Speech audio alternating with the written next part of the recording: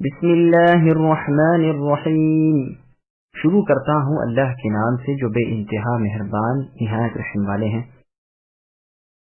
یا ایھا النبی اذا طلقتم النساء فطلقوهن لعدتهن واحصوا العدة واتقوا الله ربكم لا تخرجوهن من بيوتهن ولا يخرجن إلا أن يأتين بفاحشة مبينة وتلك حدود الله ومن يتعد حدود الله فقد ظلم نفسه لا تدري لعل الله يحدث بعد ذلك أمرا۔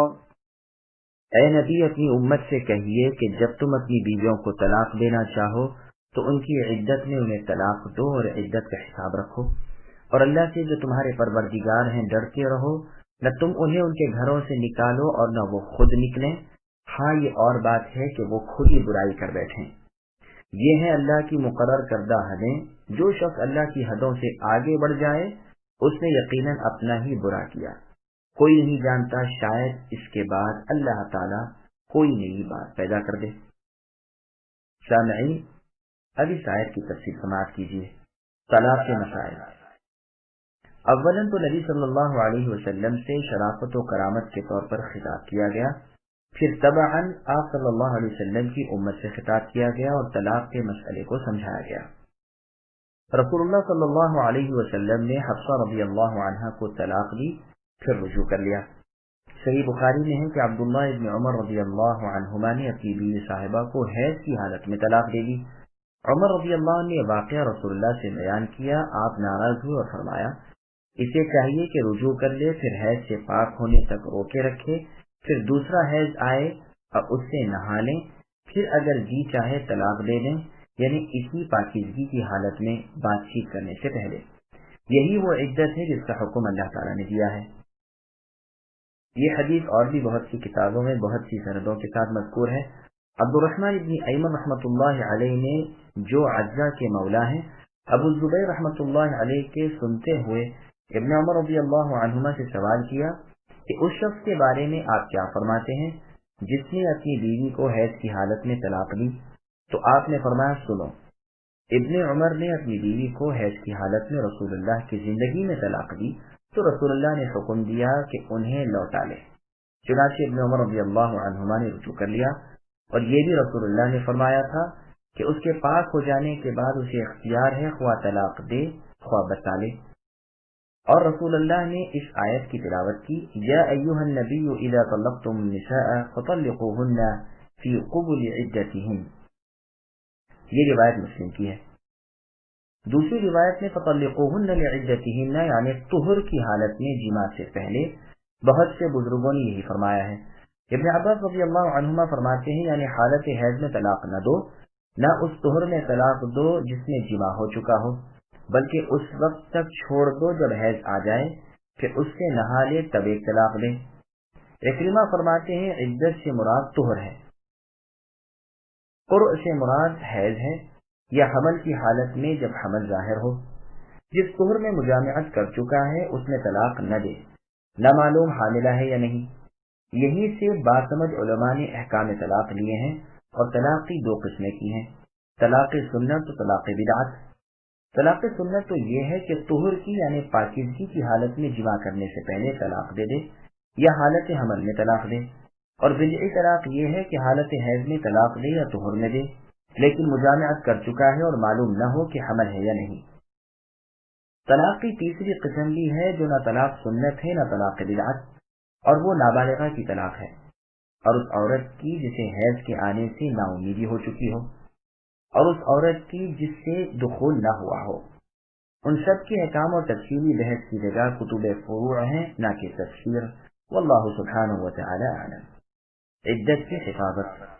پھر فرمان ہے کہ عدت کی حفاظت کرو، اس کی ابتدا اور انتہا کی دیکھ بھال رکھو، ایسا نہ ہو کہ عدت کی لمبائی عورت کو دوسرا خاوند کرنے سے روک دے، اور اس بارے میں اپنے معبود حقیقی اللہ تعالیٰ سے جو پروردگار عالم ہے ڈرتے رہو۔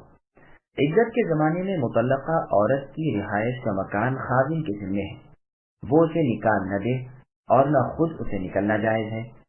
کیونکہ وہ اپنے خادم کے حق میں رکی ہوئی ہے۔ فاحشۃ مبینۃ زنا کو بھی شامل ہے، اور اسے بھی کہ عورت اپنے خادم کو تنگ کرے، اس کا خلاف کرے اور ایذا پہنچائے، یا بد زبانی و کج خلقی شروع کر دے اور اپنے کاموں سے اور اپنی زبان سے سسرال والوں کو تکلیف پہنچائے، تو ان صورتوں میں بے شک خادم کو جائز ہے کہ اسے اپنے گھر سے نکال باہر کرے۔ یہ اللہ تعالیٰ کی مقرر کردہ حدیں ہیں، اللہ کی شریعت اور اللہ کے بتلائے ہوئے احکام ہیں۔ جو شخص ان پر عمل نہ کرے، انہیں بے حرمتی کے ساتھ توڑ دے، ان سے آگے بڑھ جائے، وہ اپنا ہی برا کرنے والا اور اپنی ہی جان پر ظلم ڈھانے والا ہے۔ شاید کہ اللہ کوئی نئی بات پیدا کر دے، اللہ کے ارادوں کو اور ہونے والی باتوں کو کوئی نہیں جان سکتا۔ عدت کا زمانہ مطلقہ عورت کو خادم کے گھر گزارنے کا حکم دینا اللہ کی مصلحت سے ہے کہ ممکن ہے اس عدت میں اس کے خادم کے خیالات بدل جائیں، طلاق دینے پر نادم ہو اور دل میں لوٹا لینے کا خیال پیدا ہو جائے، اور پھر رجوع کر کے دونوں میاں بیوی امن و امان سے گزارا کرنے لگیں۔ نیا کام پیدا کرنے سے مراد بھی رجعت ہے۔ اسی بنا پر بعض سلف اور ان کے تابعین، مثلا امام احمد بن حنبل رحمۃ اللہ علیہ وغیرہ کا مذہب ہے کہ مبتوتہ یعنی وہ عورت جس کی طلاق کے بعد خادم کو رجعت کا حق باقی نہ رہا ہو، اس کے لیے عدت گزارنے کے زمانے تک مکان کا دینا خادم کے ذمہ نہیں۔ اسی طرح جس عورت کا خادم فوت ہو جائے، اسے بھی رہائشی مکان عدت تک کے لیے دینا اس کے وارثوں پر نہیں۔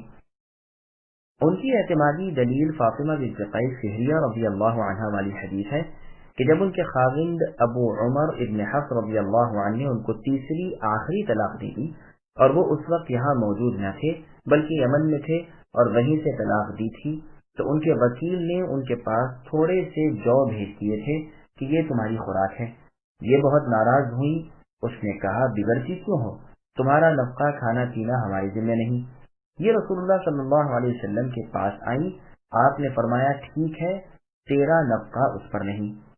عدت نفقہ اور رشی مسلم میں ہے نہ تیرے رہنے سہنے کا گھر، اور ان سے فرمایا کہ تم ام شریف کے گھر اپنی عدت گزارو۔ پھر فرمایا وہاں تو میرے اکثر صحابہ جایا آیا کرتے ہیں، تم عبداللہ ابن ام مکتوم رضی اللہ عنہ کے ہاں اپنی عدت کا زمانہ گزار دو، وہ ایک نابینا آدمی ہے، تم وہاں آرام سے اپنے کپڑے بھی رکھ سکتی ہو۔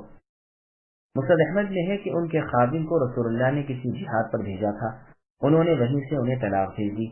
ان کے بھائی نے ان سے کہا کہ ہمارے گھر سے چلی جاؤ، انہوں نے کہا نہیں، جب تک عدت ختم نہ ہو جائے میرا رہنا سہنا اور کھانا پینا میرے خادم کے ذمہ ہے۔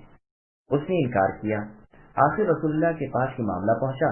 جب رسول اللہ کو یہ معلوم ہوا کہ یہ آخری تیسری طلاق ہے، تب آپ نے فاطمہ بنت قیس سے فرمایا نا نفقہ گھر بار خادم کے ذمے اس صورت میں ہے کہ اسے حق رجعت حاصل ہو، جب یہ نہیں تو وہ بھی نہیں، تم یہاں سے چلی جاؤ اور فلاں عورت کے گھر اپنی عدت گزارو۔ پھر فرمایا وہاں تو صحابہ کی آمد و رفت ہے، تم ابن ام مکتوم کے گھر عدت کا زمانہ گزارو، وہ نابینا ہیں، تمہیں دیکھ نہیں سکتے۔ طبرانی میں ہے یہ فاطمہ بنت قیس رضی اللہ عنہ ضحاک ابن قیس قرشی رضی اللہ عنہ کی بہن تھی، ان کے خاوند مخزومی قبیلے کے تھے۔ طلاق کی خبر کے بعد ان کے نفقے طلب کرنے پر ان کے خادم کی اولیاء نے کہا تھا نہ تو تمہارے میاں نے کچھ بھیجا ہے نہ ہمیں دینے کو کہا ہے، اور رسول اللہ کے فرمان میں یہ بھی مرضی ہے کہ جب عورت کو وہ طلاق مل جائے جس کے بعد وہ اپنے اگلے خادم پر حرام ہو جاتی ہے، یعنی تیسری طلاق، جب تک دوسرے سے نکاح اور پھر چھوٹ چھٹاؤ نہ ہو جائے، تو اس صورت میں عدت کا نان نفقہ اور رہنے کا مکان اس کے خادم کے ذمہ نہیں۔ فَإِذَا بَلَغْنَ أَجَلَهُنَّ فَأَمْسِكُوهُنَّ بِمَعْرُوفٍ أَوْ فَارِقُوهُنَّ بِمَعْرُوفٍ وَأَشْهِدُوا ذَوَيْ عَدْلٍ مِّنكُمْ وَأَقِيمُوا الشَّهَادَةَ لِلَّهِ ذَلِكُمْ يُوعَظُ بِهِ مَن كَانَ يُؤْمِنُ بِاللَّهِ وَالْيَوْمِ الْآخِرِ وَمَن يَتَّقِ اللَّهَ يَجْعَل لَّهُ مَخْرَجًا وَيَرْزُقْهُ مِنْ حَيْثُ لَا يَحْتَسِبُ وَمَن يَتَوَكَّلْ عَلَى اللَّهِ فَهُوَ حَسْبُهُ إِنَّ اللَّهَ بَالِغُ أَمْرِهِ قَدْ جَعَلَ اللَّهُ لِكُلِّ شَيْءٍ قَدْرًا۔ پر جب یہ عورتیں اپنی عدت پوری کرنے کے قریب پہنچ جائیں تو انہیں یا تو قاعدے کے مطابق اپنے نکاح میں رہنے دو یا دستور کے مطابق انہیں الگ کر دو، اور آپس میں سے 2 عادل شخصوں کو گواہ کر لو اور اللہ کی رضامندی کے لیے ٹھیک ٹھیک گواہی دو۔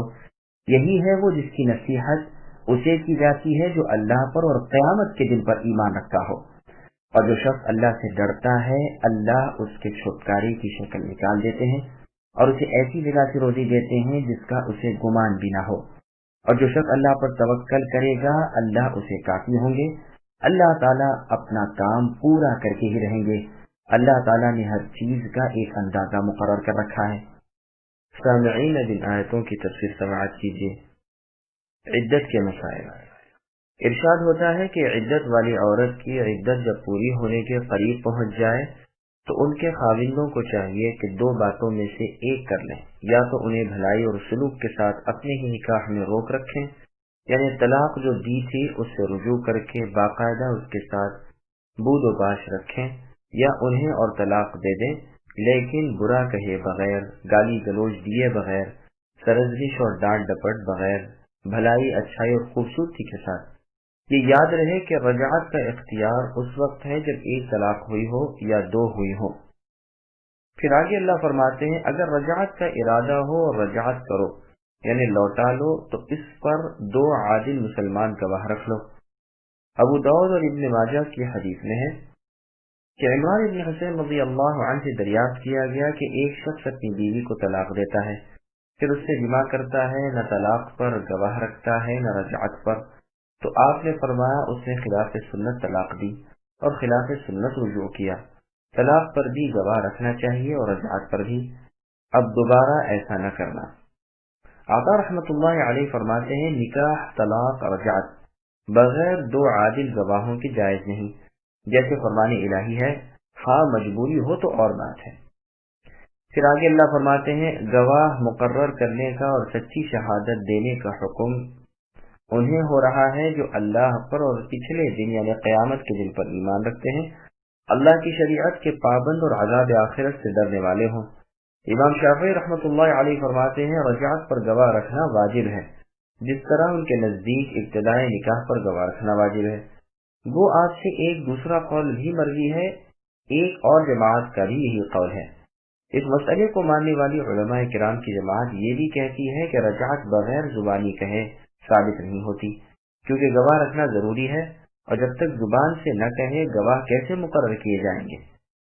پھر فرماتے ہیں کہ جو شخص احکام الہی بجا لائے، اس کے حرام کردہ چیزوں سے پرہیز کرے، اللہ تعالیٰ اس کے لیے مخلصی پیدا کرتے ہیں اور ایسی جگہ سے اس طرح رزق پہنچاتے ہیں کہ اس کے خواب و خیال میں بھی نہ ہو۔ ابن ابی حاتم نے عبداللہ بن مسعود رضی اللہ عنہ فرماتے ہیں کہ قرآن میں بہت ہی جامع آیت ان اللہ یأمر بالعدل والاحسان ہے، اور سب سے زیادہ کشادگی کا وعدہ اس آیت ومن یتق اللہ میں ہے۔ ابن عباس رضی اللہ عنہما فرماتے ہیں اسے اللہ تعالیٰ دنیا اور آخرت کی کرب و بے چینی سے نجات دیں گے۔ ربیع رحمۃ اللہ علیہ فرماتے ہیں لوگوں پر جو کام بھاری ہو اس پر آسان ہو جائے گا۔ اکرمہ رحمۃ اللہ علیہ فرماتے ہیں مطلب یہ ہے کہ جو شخص اپنی بیوی کو اللہ کے حکم کے مطابق طلاق دے گا اللہ اسے نکاسی اور نجات دیں گے۔ ابن مسعود رضی اللہ عنہ وغیرہ سے مروی ہے کہ وہ جانتے ہیں کہ اللہ اگر چاہیں دیں گے، اگر نہ چاہیں نہ دیں گے۔ قتادہ رحمۃ اللہ علیہ فرماتے ہیں تمام امور کے شبہ سے اور موت کی تکلیف سے بچا لیں گے، اور روزی ایسی جگہ سے دیں گے جہاں کا گمان بھی نہ ہو۔ سدی رحمۃ اللہ علیہ فرماتے ہیں یہاں اللہ سے ڈرنے کے یہ معنی ہے کہ سنت کے مطابق طلاق دے اور سنت کے مطابق رجوع کرے۔ سدی فرماتے ہیں کہ عوف بن مالک الاشجعی رضی اللہ عنہ کے صاحبزادے کو کفار گرفتار کر کے لے گئے اور انہیں جیل خانے میں ڈال دیا۔ ان کے والد رسول اللہ کے پاس آتے اور اپنے بیٹے کی حالت اور حاجت، مصیبت اور تکلیف بیان کرتے رہتے۔ رسول اللہ انہیں صبر کی تلقین کرتے اور فرماتے عن قریب اللہ تعالیٰ ان کے لیے چھٹکارے کی سبیل بنا دیں گے۔ تھوڑے ہی دن گزرے ہوں گے جو ان کے بیٹے دشمنوں میں سے نکل بھاگے، راستے میں دشمنوں کی بکریوں کا ریوڑ مل گیا جسے اپنے ساتھ ہکا لائے، اور بکریاں لیے ہوئے اپنے والد کی خدمت میں جا پہنچے۔ پس یہ آیت اتری کہ متقی بندوں کو اللہ تعالیٰ نجات دیتے ہیں اور اس کا گمان بھی نہ ہو وہاں سے اسے روزی پہنچاتے ہیں۔ مسند احمد میں ہے کہ ایک مرتبہ ابن عباس رضی اللہ عنہما رسول اللہ کے ساتھ آپ کی سواری پر آپ کے پاس بیٹھے ہوئے تھے، جو آپ نے فرمایا، بچے میں تمہیں چند باتیں سکھاتا ہوں، سنو۔ تم اللہ کی یاد رکھو، یعنی اللہ کو یاد کرو، وہ تمہیں یاد رکھیں گے۔ اللہ کے حکم کی حفاظت کرو تو اللہ کو اپنے پاس بلکہ اپنے سامنے پاؤ گے۔ جب کچھ مانگنا ہو اللہ ہی سے مانگو، جب مدد طلب کرنی ہو تو اللہ ہی سے مدد چاہو، اور جان لو کہ اگر تمام امت مل کر تمہیں نفع پہنچانا چاہے اور اللہ کو منظور نہ ہو تو ذرا سا بھی نفع نہیں پہنچا سکتی، اور اسی طرح سارے کے سارے جمع ہو کر تمہیں کوئی نقصان پہنچانا چاہیں تو بھی نہیں پہنچا سکتے اگر تقدیر میں نہ لکھا ہو۔ قلمیں اٹھ چکی اور صحیفے خشک ہو گئے۔ ترمذی میں بھی یہ حدیث ہے، امام ترمذی اسے حسن صحیح کہتے ہیں۔ مسند احمد کی اور حدیث میں ہے، جسے کوئی حاجت ہو اور وہ لوگوں کی طرف لے جائے تو بہت ممکن ہے کہ وہ سختی میں پڑ جائے اور کام مشکل ہو جائے، اور جو اپنی حاجت اللہ کی طرف لے جائے اللہ تعالیٰ ضرور اس کی مراد پوری کرتے ہیں، یا تو جلدی اسی دنیا میں ہی یا دیر کے بعد یعنی موت کے بعد۔ پھر ارشاد ہوتا ہے کہ اللہ تعالیٰ اپنے قضاء اور احکام کو جس طرح اور جیسے چاہیں اپنی مخلوق میں پورا کرنے والے اور اچھی طرح جاری کرنے والے ہیں، یعنی ہر چیز کا اللہ نے اندازہ مقرر کیا ہوا ہے، جیسے اور جگہ ہے وَكُلُّ شَيْءٍ عِندَهُ بِمِقْدَارٍ، اور ہر چیز اللہ کے پاس ایک اندازے سے ہے۔ واللائي يئسن من المحيض من نسائكم إن ارتبتم فعدتهن 3 أشهر واللائي لم يحضن وأولاة الأحمال أجلهن أن يضعن حملهن ومن يتق الله يجعل له من أمره يسرا ذلك أمر الله أنزله إليكم ومن يتق الله يكفر عنه سيئاته ويعظم له أجرا۔ اور تمہاری عورتوں میں سے جو عورتیں حیض سے نا امید ہو گئی ہوں، اگر تمہیں شبہ ہو تو ان کی عدت 3 مہینے ہے، اور ان کی بھی جنہیں ابھی حیض آنا شروع ہی نہ ہوا ہو، اور حاملہ عورتوں کی عدت ان کے بچے کا پیدا ہو جانا ہے، اور جو شخص اللہ تعالیٰ سے ڈرے گا اللہ اس کے ہر کام میں آسانی کر دیں گے۔ یہ اللہ کا حکم ہے جو اللہ نے تمہارے پاس بھیجا ہے، اور جو شخص اللہ سے ڈرے گا اللہ اس کے گناہ دور کر دیں گے اور اسے بڑا بھاری اجر دیں گے۔ سامعین، اب ان آیتوں کی تفسیر سماعت کیجیے۔ حاملہ اور نا امید عورت کی عدت۔ جن بڑھیا عورتوں کے بوجہ اپنی بڑی عمر کے ایام بند ہو گئے ہوں، ان کی عدت یہاں بتلائی جاتی ہے کہ 3 مہینے کی عدت گزاریں، جیسے کہ ایام والی عورتوں کی عدت 3 حیض ہے۔ ملاحظہ ہو سورہ بقرہ کی آیت۔ اسی طرح وہ نابالغ لڑکیاں جو اس عمر کو نہیں پہنچی کہ انہیں کپڑے آئیں، ان کی عدت بھی 3 مہینے رکھی۔ اگر تمہیں شک ہو، اس کی تفسیر میں 2 قول ہیں۔ ایک تو یہ کہ یہ خون دیکھیں اور تمہیں شبہ گزرے کہ آیا حیض کا خون ہے یا استحاضے کی بیماری کا۔ دوسرا قول یہ ہے کہ ان کی عدت کے حکم میں تمہیں شک باقی رہ جائے اور تم اسے نہ پہچان سکو تو 3 مہینے یاد رکھ لو۔ یہ دوسرا قول ہی زیادہ ظاہر ہے۔ اس کی دلیل یہ روایت بھی ہے کہ ابی بن کعب رضی اللہ عنہ نے کہا تھا، اللہ کے رسول، بہت سی عورتوں کی عدت ابھی بیان نہیں ہوئی، کم سن لڑکیاں، بوڑھی بڑی عورتیں اور حمل والی عورتیں۔ اس کے جواب میں یہ آیت اتری، لیکن اس کی صنعت ضعیف ہے۔ پھر حاملہ کی عدت بیان فرمائی کہ وضع حمل اس کی عدت ہے، وہ طلاق یا خاوند کی موت کے ذرا سی دیر بعد ہی ہو جائے، جیسے کہ اس آیت کریمہ کے الفاظ ہیں اور احادیث نبویہ سے ثابت ہے اور جمہور علماء سلف و خلف کا قول ہے۔ ہاں، علی اور ابن عباس رضی اللہ عنہما سے مرضی ہے کہ سورہ بقرہ کی آیت اور اس آیت کو ملا کر ان کا فتویٰ ہے کہ ان دونوں میں جو زیادہ دیر میں ختم ہو وہ عدت یہ گزارے، یعنی اگر بچہ 3 مہینے سے پہلے پیدا ہو گیا تو 3 مہینے کی عدت، اور 3 مہینے گزر چکے اور بچہ پیدا نہیں ہوا تو بچے کے ہونے تک عدت ہے۔ صحیح بخاری میں ابو سلمہ رضی اللہ عنہ سے روایت ہے کہ ایک شخص ابن عباس رضی اللہ عنہما کے پاس آیا. اس وقت ابو ہریرہ رضی اللہ عنہ بھی وہاں موجود تھے. اس سائل نے سوال کیا کہ اس عورت کے بارے میں آپ کا کیا فتویٰ ہے جسے اپنے خاوند کے انتقال کے بعد 40ویں دن بچہ ہو جائے؟ آپ رضی اللہ عنہ نے فرمایا دونوں عدتوں میں سے آخری عدت اسے گزارنی پڑے گی، یعنی اس صورت میں 3 مہینے کی عدت اس پر ہے.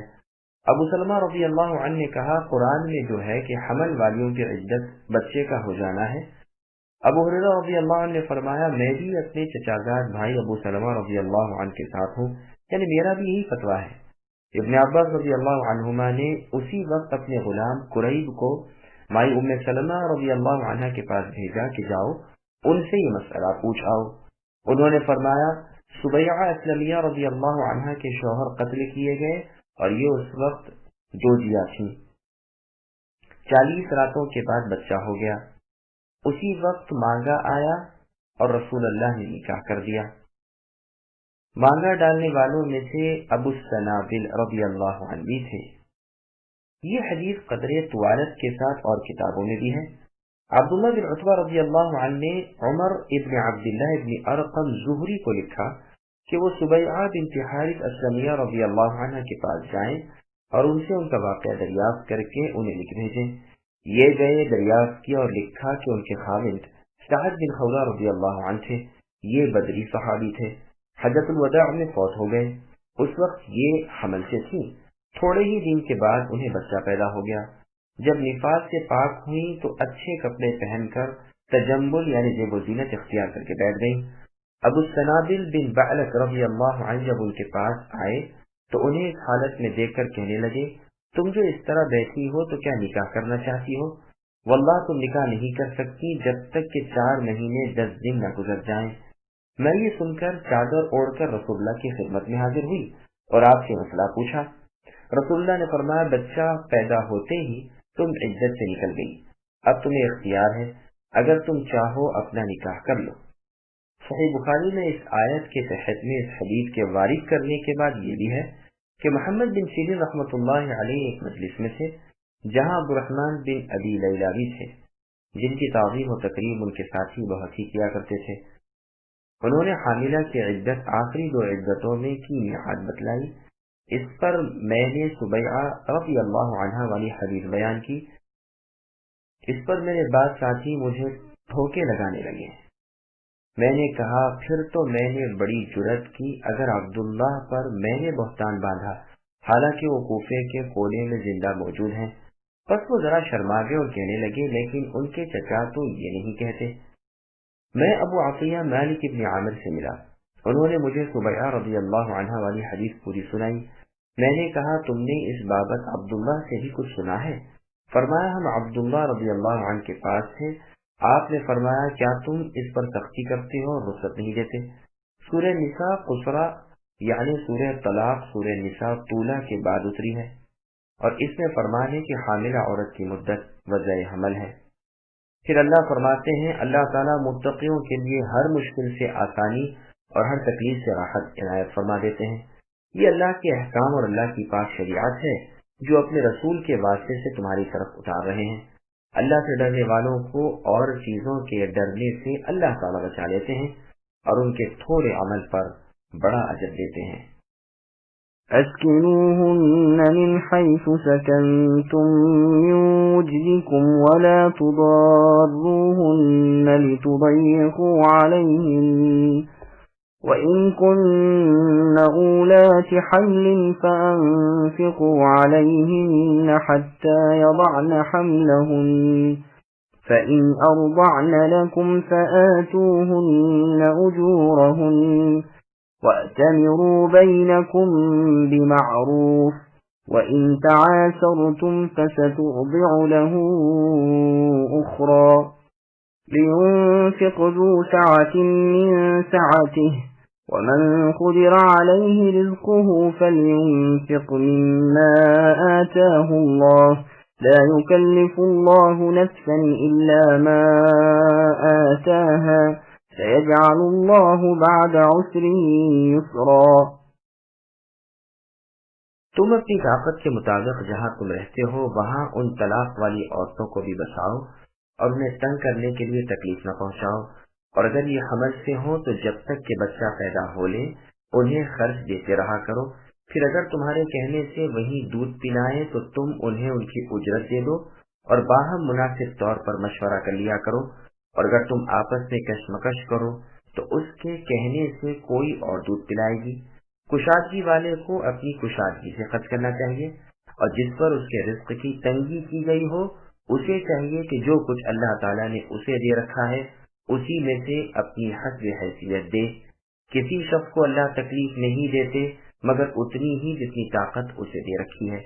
اللہ تعالیٰ تنگی کے بعد آسانی فراخت بھی کر دیں گے۔ سامعین، اب ان آیتوں کی تفصیل سماعت کیجیے۔ عورتوں پر خرچ کرنا۔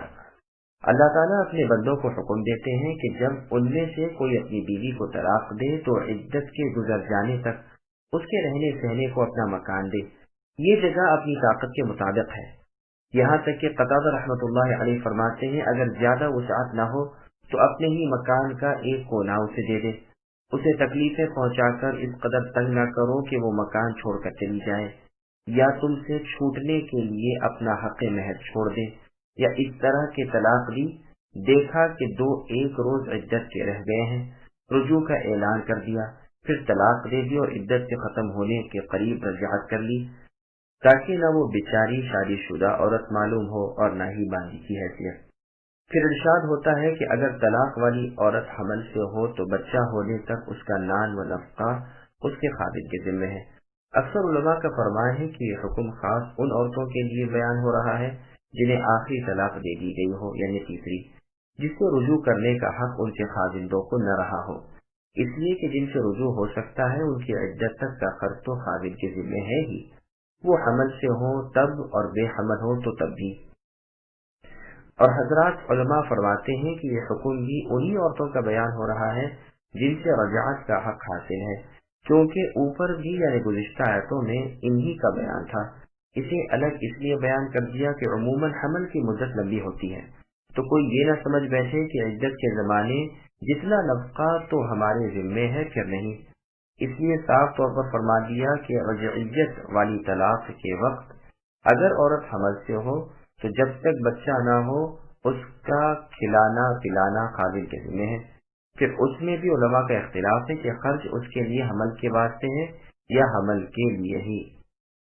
امام شافعی رحمۃ اللہ علیہ وغیرہ سے دونوں قول مروی ہیں، اور اس بنا پر بہت سے فروعی مسائل میں بھی اختلاف رونما ہوا ہے۔ پھر آگے اللہ فرماتے ہیں کہ جب یہ مطلقہ عورتیں حمل سے فارغ ہو جائیں تو اگر تمہاری اولاد کو وہ دودھ پلائیں تو تمہیں ان کی دودھ پلائی دینی چاہیے۔ ہاں، عورت کو اختیار ہے خواہ دودھ پلائے یا نہ پلائے، لیکن اول دفعہ کا دودھ اسے ضرور پلانا چاہیے، گو پھر دودھ نہ پلائے، کیونکہ عموماً بچے کی زندگی اس دودھ کے ساتھ وابستہ ہے، تو اگر وہ بعد میں بھی دودھ پلاتی رہے تو ماں باپ کے درمیان جو اجرت طے ہو جائے وہ ادا کرنی چاہیے۔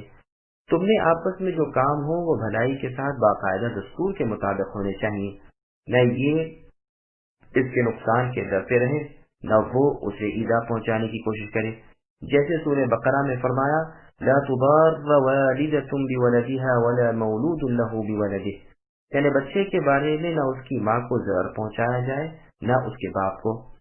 پھر آگے اللہ فرماتے ہیں اگر آپس میں اختلاف بڑھ جائے، مثلا لڑکے کا باپ کم دینا چاہتا ہے جو اس کی ماں کو منظور نہیں، یا ماں زائد مانگتی ہے جو باپ پر گراں ہے اور موافقت نہیں ہو سکتی، دونوں کسی بات پر رضامند نہیں ہوتے، تو اختیار ہے کہ کسی اور دایا کو دے دیں۔ ہاں، جو اور دایا کو دیا جانا منظور کیا جاتا ہے اگر اسی پر اس بچے کی ماں رضامند ہو جائے تو زیادہ مستحق یہی ہے۔ پھر فرماتے ہیں کہ بچے کا باپ یا ولی جو ہو اسے چاہیے کہ بچے پر اپنی وسعت کے مطابق خرچ کرے، تنگی والا اپنی طاقت کے مطابق دے، طاقت سے بڑھ کر تکلیف اللہ کسی کو نہیں دیتے۔ تفسیر میں جلیل میں ہے کہ ابو عبیدہ رضی اللہ عنہ کی بابت عمر رضی اللہ عنہ نے دریافت کیا تو معلوم ہوا کہ وہ موٹا کپڑا پہنتے ہیں اور ہلکی غذا کھاتے ہیں۔ آپ رضی اللہ عنہ نے حکم دیا کہ انہیں 1000 دینار بھجوا دو، اور جس کے ہاتھ بھجوائے ان سے کہہ دیا کہ دیکھنا وہ ان دیناروں کو پا کر کیا کرتے ہیں۔ جب یہ عشرتیاں انہیں مل گئیں تو انہوں نے باریک کپڑے پہنے اور نہایت نفیس غذائیں کھانی شروع کر دی۔ قاصد نے واپس آ کر عمر رضی اللہ عنہ سے واقعہ بیان کیا۔ آپ رضی اللہ عنہ نے فرمایا اللہ ان پر رحم کرے۔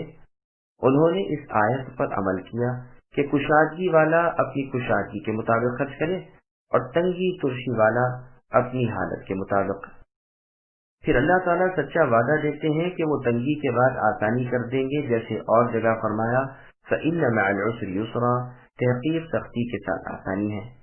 مسند احمد کی حدیث اس جگہ وارد کرنے کے قابل ہے، جس میں ہے کہ ابو ہریرہ رضی اللہ عنہ نے فرمایا اگلے زمانے میں ایک میاں بیوی تھے جو فقر و فاقہ سے اپنی زندگی گزار رہے تھے، پاس کچھ بھی نہ تھا۔ ایک مرتبہ یہ شخص سفر سے آیا اور سخت بھوکا تھا، بھوک کے مارے بےتاب تھا۔ آتے ہی اپنی بیوی سے پوچھا کچھ کھانے کو ہے؟ اس نے کہا ہاں۔ آپ خوش ہو جائیے، اللہ تعالیٰ کی دی ہوئی روزی ہمارے ہاں آ پہنچی ہے۔ اس نے کہا پھر لاؤ، جو کچھ ہو دے دو، میں بہت بھوکا ہوں۔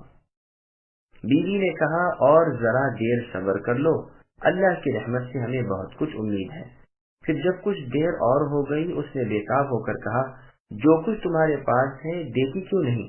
مجھے تو بھوک سے سخت تکلیف ہو رہی ہے۔ بیوی نے کہا اتنی جلدی کیوں کرتے ہو؟ اب تنور کھولتی ہوں۔ تھوڑی دیر گزرنے کے بعد جب بیوی نے دیکھا کہ یہ اب پھر تقاضا کرنا چاہتے ہیں تو خود بخود کہنے لگی اب اٹھ کر تنور کو دیکھتی ہوں۔ اٹھ کر جو دیکھتی ہیں تو قدرت الہی سے ان کے توکل کے بدلے وہ بکری کے پہلو کے گوشت سے بھرا ہوا ہے، اور دیکھتی ہے کہ گھر کی دونوں چکیاں از خود چل رہی ہیں اور برابر آٹا نکل رہا ہے۔ انہوں نے تنور میں سے سب گوشت نکال لیا اور چکیوں میں سے سارا آٹا اٹھا لیا اور جھاڑ دی۔ ابو ہریرہ رضی اللہ عنہ قسم کھا کر فرماتے ہیں کہ اللہ کے رسول کا فرمان ہے کہ اگر وہ صرف آٹا لے لیتی اور چکی نہ جھاڑتی تو وہ قیامت تک چلتی رہتی۔ وَكَأَيِّن مِّن قَرْيَةٍ عَتَتْ عَنْ أَمْرِ رَبِّهَا وَرُسُلِهِ فَحَاسَبْنَاهَا حِسَابًا شَدِيدًا وَعَذَّبْنَاهَا عَذَابًا نُكْرًا فَذَاقَتْ وَبَالَ أَمْرِهَا وَكَانَ عَاقِبَةُ أَمْرِهَا خُسْرًا أَعَدَّ اللَّهُ لَهُمْ عَذَابًا شَدِيدًا فَاتَّقُوا اللَّهَ يَا أُولِي الْأَلْبَابِ الذين آمنوا قد أنزل الله إليكم ذكرا رسولا يتلو عليكم آيات الله مبينات ليخرج الذين آمنوا وعملوا الصالحات من الظلمات إلى النور ومن يؤمن بالله ويعمل صالحا يدخله جنات تجري من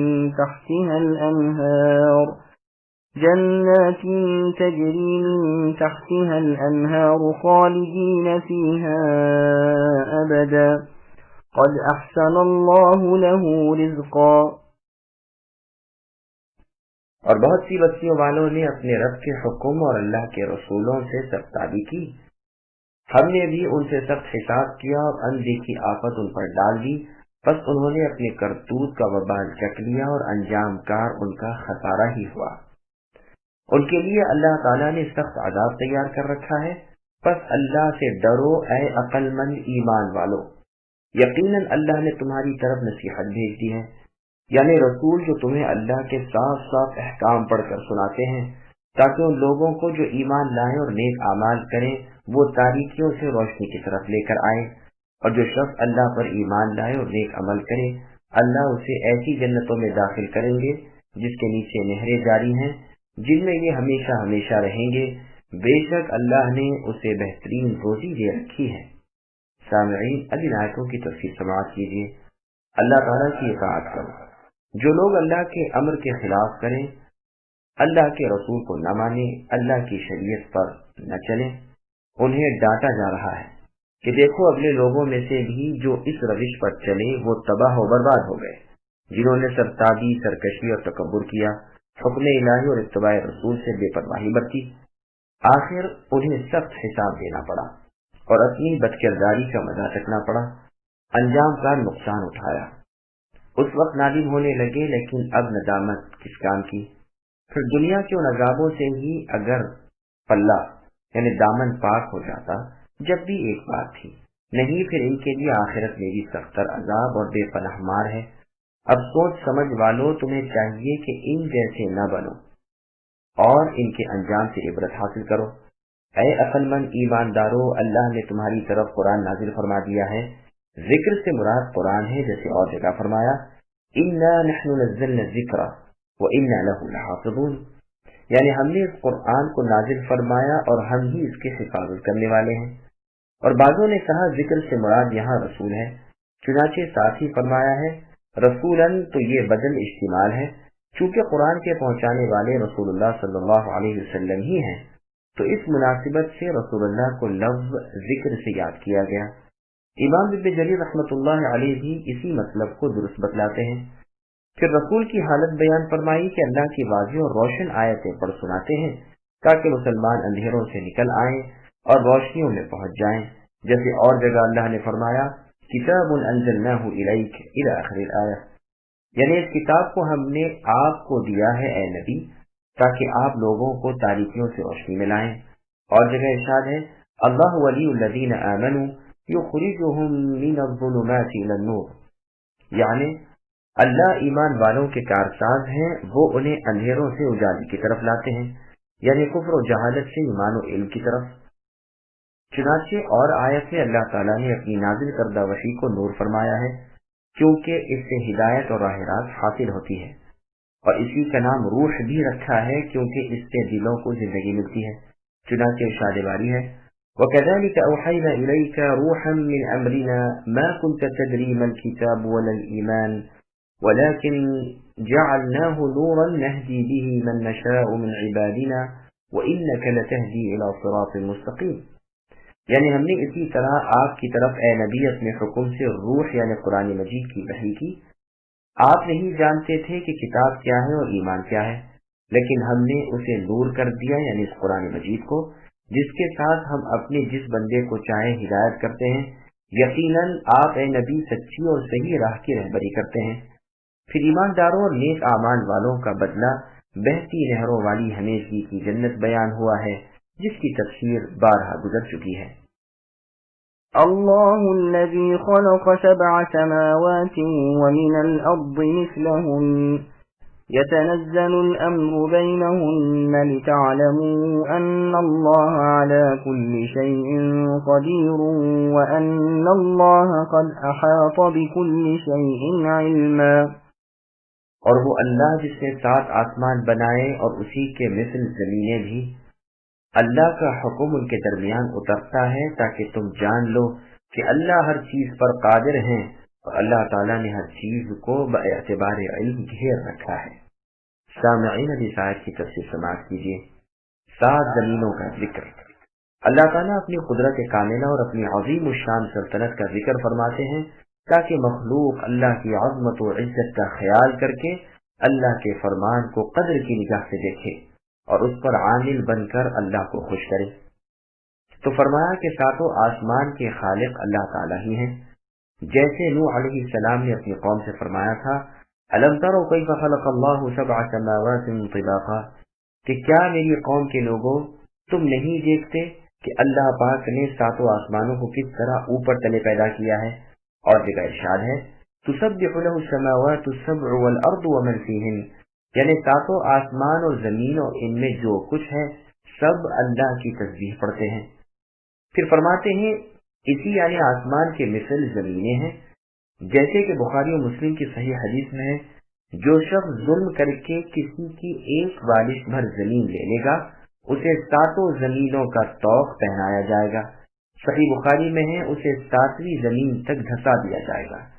میں نے اس کی تمام سندیں اور کل الفاظ شروع ابتدا اور انتہا میں زمین کی پیدائش کے ذکر میں بیان کر دیے ہیں، فالحمدللہ۔ جن بعض لوگوں نے کہا ہے کہ اس سے مراد 7 اقلیم ہے، انہوں نے بے فائدہ دوڑ بھاگ کی ہے اور اختلاف بیجا میں پھنس گئے ہیں، پر بلا دلیل قرآن و حدیث کا صریح خلاف کیا ہے۔ سورہ حدید میں آیت هو الاول والآخر کی تفسیر میں 7 زمینوں کا اور ان کے درمیان کی دوری کا اور ان کی موٹائی کا جو 500 سال کی ہے پورا بیان ہو چکا ہے۔ ابن مسعود رضی اللہ عنہ وغیرہ بھی یہی فرماتے ہیں۔ ایک اور حدیث میں بھی ہے सातों आसमान और जो कुछ इनमें और इनके दरमियान है, और सातों जमीनें और जो कुछ इनमें और इनके दरमियान है, कुर्सी के मुकाबले में ऐसे हैं जैसे किसी लंबे चौड़े बहुत चटिया मैदान में एक छल्ला पड़ा हो। इब्न जरीर ने इब्न अब्बास रज़ी अल्लाहु अन्हुमा से मर्जी है कि अगर मैं इसकी तफसीर तुम्हारे सामने बयान करूं तो इसे न मानोगे, और न मानना झूठा जानना है। और रिवायत में है कि किसी शख्स ने इस आयत का मतलब पूछा था। इस पर आपने फरमाया था कि मैं कैसे बावर कर लूं कि जो मैं तुझे बतलाऊंगा तू उसका इनकार न करेगा। और रिवायत में मर्जी है कि हर जमीन में मिसल इब्राहिम के और इस जमीन की मखलूक के हैं। और इब्न मुसन्ना वाली इस रिवायत में आया है हर आसमान में मिसल इब्राहिम अलैहिस्सलाम के है।